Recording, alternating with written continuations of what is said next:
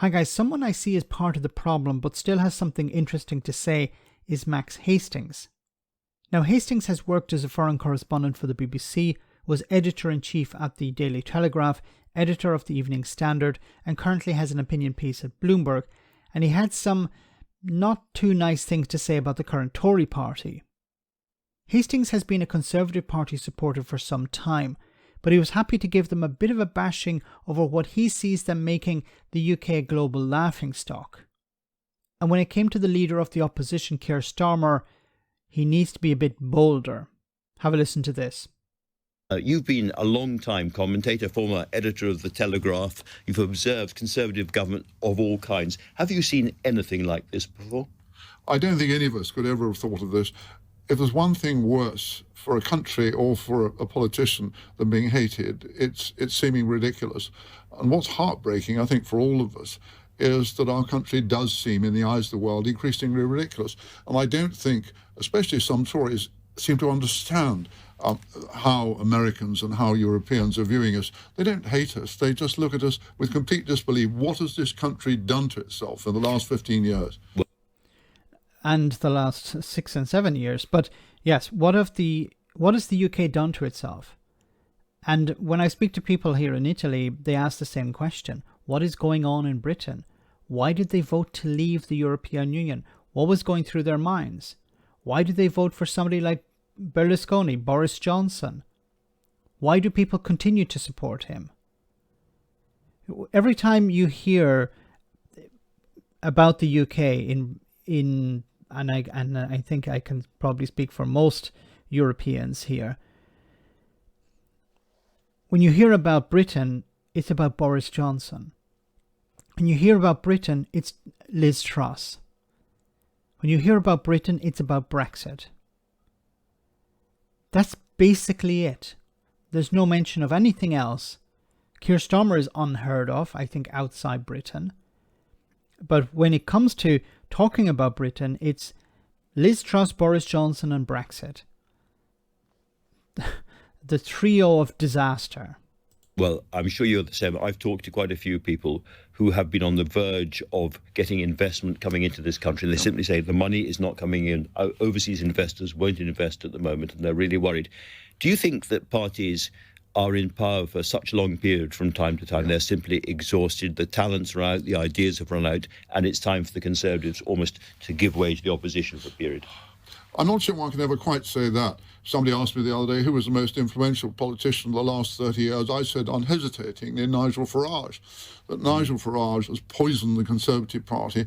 It's now become something completely different. In fact, a very, very senior Tory I was talking to the other day from a bygone era, and he said, I just don't recognise this as the Conservative Party to which I devoted most of my life.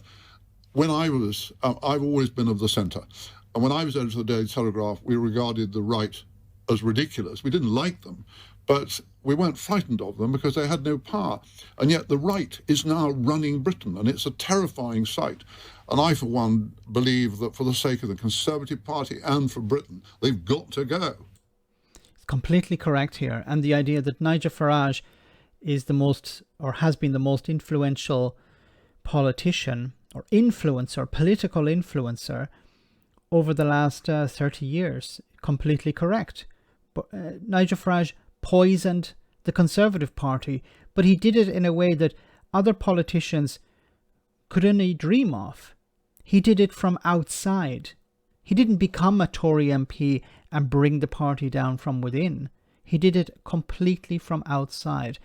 And, he pushed the Conservative Party towards the right, where there were competing with the likes of UKIP, with the Brexit Party, continually fighting the right flank. And he succeeded in pushing them over the edge, where they ended up voting for putting somebody like Boris Johnson in charge. And then Liz Truss. Will they return to that? I don't think so. I think they're going to be extremely burnt at the next election. And then there'll be some soul searching and realizing maybe we need to return to the centre. And they've got to lose the next election. Well, that wasn't what Liz Truss was saying. And Keir Starmer, a Labour leader who doesn't frighten people like you? He doesn't frighten us. God knows one would like to see him be bolder, remembering Tony Blair as you do at this stage. And I remember lunching with Tony Blair back in the mid-90s and just not believing some of the stuff that he told one about what he was going to do or not do. And one would like to see Keir Starmer be bolder. But yeah, anything has got to be better than this farce, which is making Britain seem absurd in the eyes of the world. And that's a tragedy for those of us who care passionately about our country.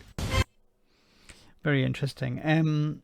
But what Keir Starmer needs to be bolder. What does he mean by that? Because he's a Conservative. He's not a member of the Labour Party who's saying, Keir Starmer needs to be more radical on the left.